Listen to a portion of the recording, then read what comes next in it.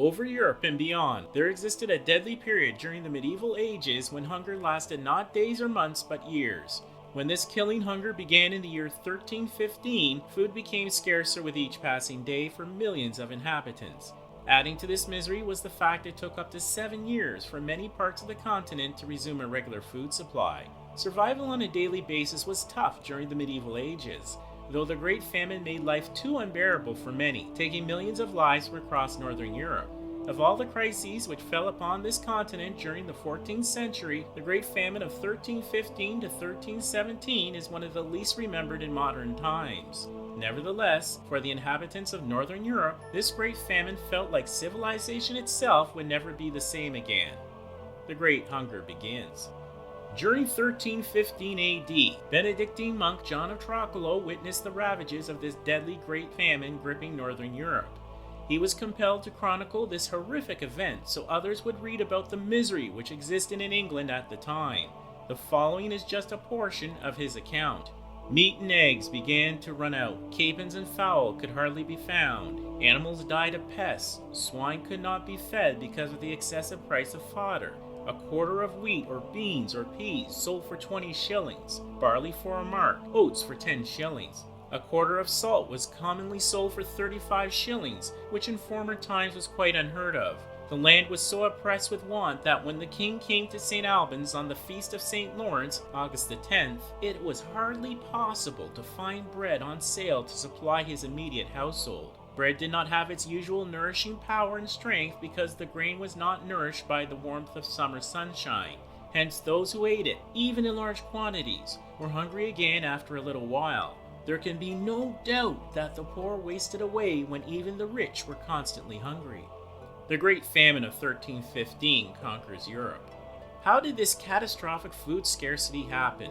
During the month of April 1315, the Little Ice Age brought unusually cool, wet weather for the growing season, followed later in the year by a harsh, bitter winter.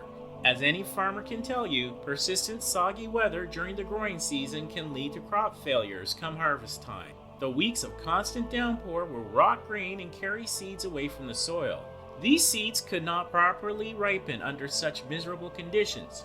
As a result, crop yields were cut in 1315 by up to 1/2 compared to previous levels reported from the 13th century. Prices for wheat, oats, barley, and bread soared due to severe supply shortages. As for the hay feed livestock depended upon, they too suffered from a lack of fodder. As food prices began to rise, even less preserved meat was available, due to decreased brine from a lack of suitable evaporation. That is, when there was livestock available that had not already perished due to diseases like cattle plague or harsh weather conditions. Many would go hungry, scavenging for edible wild roots, grasses, and even tree bark to survive widespread hunger.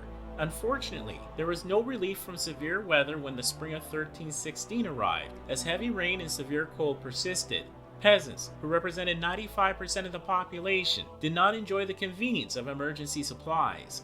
Under the feudal system, nobility controlled vast amounts of agricultural farmland. With noble families having a tough time feeding themselves, their obligation of care for serfs ceased. When natural disaster struck with the Little Ice Age, the nobility, which controlled a majority of food production, lost their way in managing large estates. Unfortunately, there were no sufficient food source alternatives to compensate for their mismanagement during the Great Famine. Experiencing a dramatic decrease in revenue from their land holdings, these higher classes in the feudal system needed to raise funds for their own survival. Land sale, obtaining loans, and selling valuable possessions were just a few ways they attempted to gain money for purchasing food. As for peasants, they did not have such opportunities. Therefore, they slaughtered work animals and even ate cats and dogs. Peasants also ate the seeds normally used to sow crops. In the most miserable cases of hardship, parents left children to fend on their own for survival. Poaching, livestock rustlings, and breaking into unguarded homes for food were some of the more common violations.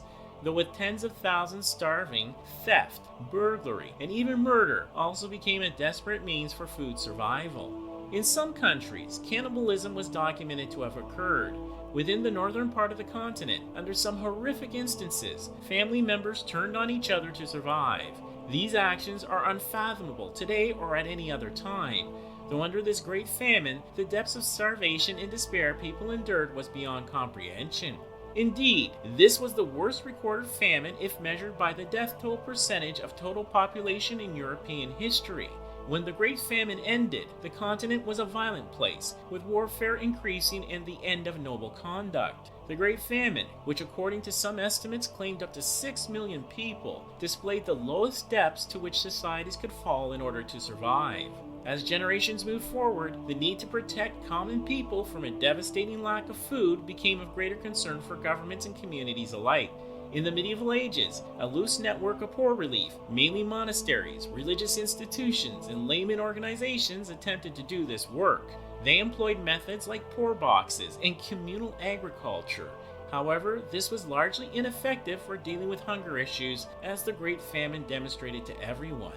Thank you for supporting us at Medieval to Modern. Please be sure to watch our next episode or one shown at the end of this video. Also, be sure to like, subscribe, comment, and spread the word about this channel so we can create more exciting content.